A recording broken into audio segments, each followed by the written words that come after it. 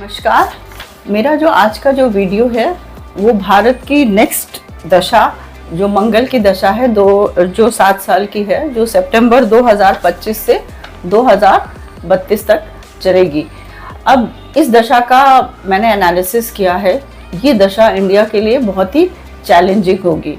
हमें ये नहीं भूलना चाहिए कि जो मंगल की दशा है वो हमारी कुंडली के सप्तम और भारत की जो बर्थ चार्ट है उसमें 7th हाउस और 12th हाउस की ओनरशिप है। इसमें ये अगर आप देखिए तो भारत को इस समय दो चीज़ें बहुत ध्यान रखनी चाहिए, क्योंकि ये दोनों घर मार्केश है और मंगल जाके 2nd हाउस में बैठा है, वो अगेन एक मार्केश का घर है। तो इसीलिए मेरे हिसाब से ये मंगल की दशा भारतवर्ष के लिए बहुत ही चैलेंजिंग होगी। और इस समय अगर कोई भी कहता है ये जो दशा अपनी हमारी चलेगी 2025 सितंबर से 2032 तक, अगर आप सोचते हैं इसमें इंडिया को पीओके पाकिस्तान ऑक्यूपाइड कश्मीर मिल सकता है, वो बहुत ही इम्पॉसिबल है। इसमें भारत को मेरे हिसाब से अगर एस्ट्रोलॉजी देखे जाएं तो 2 चीज़ें करनी चाहिए, क्योंकि मार्स है और वो 2nd हाउस मार्केश के अलावा वो आपके घर को भी दिखाता है, आपके घर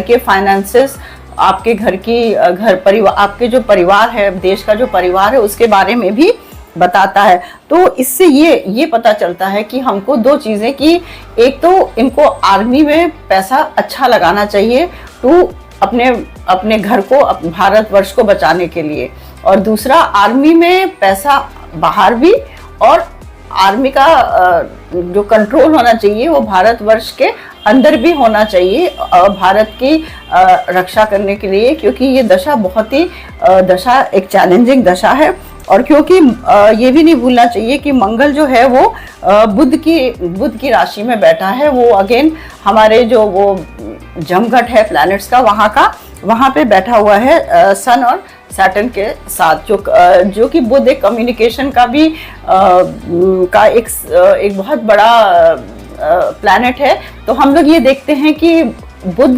कोई भी कम्युनिकेशन जो इंडिया कर रही है किसी भी देश के साथ, चाहे वो पाकिस्तान हो, चाहे वो यूएसए हो, किसी की भी स्थान से वो कम्युनिकेशन कर रही है, वो फलित नहीं हो रहा है। इसका मतलब मंगल एक नेगेटिव ऑरा में बैठा हुआ है। तो 2 चीज़ें बहुत ज़रूरी है। एक तो आर्मी भारतवर्ष को बढ़ानी चाहिए, आर्मी में खर्चा बढ़ना चाहिए, और जो ये फ्री बीज दे रहे हैं, अगर हमारे भारत में सरकार के पास अगर इतना पैसा है जो कि कॉस्मोपॉलिटन सिटीज़ में बैठे हुए लोगों के लिए फ्री में बसें दे सकता है, फ्री में बिजली दे सकता है, तो मुझे लगता है वो ज़रूरत नहीं है। जो लोग अंदर आराम से बैठे हैं उनका जो आप ये फ्री अपने वोटों के लिए दे रहे हैं, वो पैसे रोक के हमारे जो बाउंड्रीज हैं जहां हमारे लोग मारे जा रहे हैं वहां पे उनको लगाना चाहिए आर्मी की सुरक्षा के अंडर, और ये सारा ही धन आर्मी की तरफ जाना चाहिए। और दूसरा,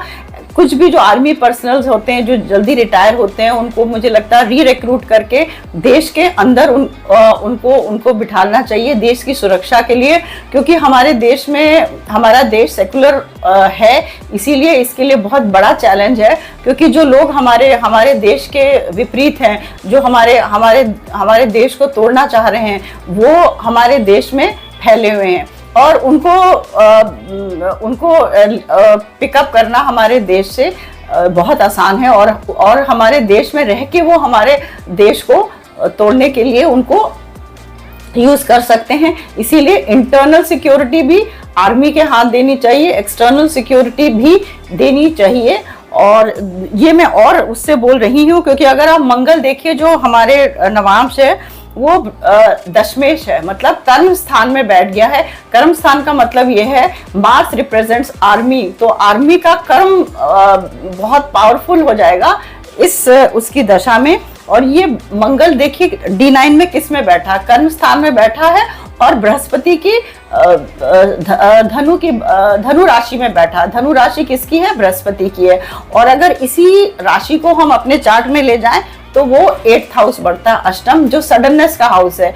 तो इस दशा में बहुत चीजें सडनली होगी। तीसरा, क्योंकि जैसे मैंने बताया है मंगल सप्तम और सेवेंथ हाउस और 12th हाउस का ओनरशिप है, तो India should make a policy जिसमें उसे किसी और पावरफुल कंट्री का उसको अपने साथ लेना चाहिए उसकी मदद के लिए। Non alignment policy will not help India. Bharat को एक पावरफुल नेशन के साथ उसको विवाह मतलब दोस्ती या विवाह करना चाहिए जो उसकी मदद करेगा। और मुझे लगता है कि ये चीज़ हमारे देश के लिए, हमारे देश को रक्षा में जरूर मदद करेगी। और इसी के साथ मेरी राधे राधे।